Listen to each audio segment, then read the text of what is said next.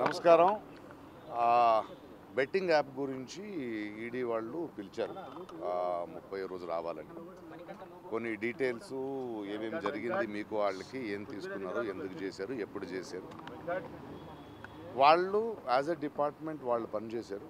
ఒక పౌరుడిగా నా రెస్పాన్సిబిలిటీ నేను వచ్చి డీటెయిల్గా వాళ్ళకి ఎక్స్ప్లెయిన్ చేసి ఇలా అప్పుడు చేశాను, అది తప్పని తెలిసి ఆ తర్వాత నేను చేయలేదు, అండ్ నాకు ఇప్పుడు దాకా ఏ పేమెంట్ తీసుకోలేదు, ఎందుకంటే నా మనసాక్షి పరంగా నేను తీసుకోలేదు అంటే వాళ్ళ అకౌంట్స్ అన్ని చూసి సరేనండి మీరు చెప్పాల్సింది చెప్పండి అని డాక్యుమెంట్ చేసుకొని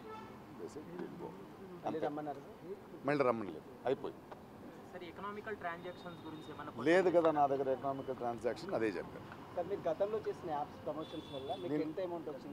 అదేం లేదని చెప్పానండి. ఒకే ఒక యాప్ చేశాను 2016లో, అది వాళ్ళకి చెప్పాను. వాళ్ళు పని చేస్తున్నారు, వాళ్ళు ఎతుకుతున్నారు, వాళ్ళకి మనం కోఆపరేట్ చేయాల్సింది మన బాధ్యత. అందువల్ల వాళ్ళు చెప్పిన డేట్కి వచ్చి వాళ్ళకి కావాల్సింది ఇచ్చి తర్వాత మాట్లాడుకున్నాం. Thank you. ఓకే, దయచేసి బెట్టింగ్ యాప్స్ మీద ఆడకండి, మీరు స్వయంగా సంపాదించే దారి చూసుకోండి. Thank you.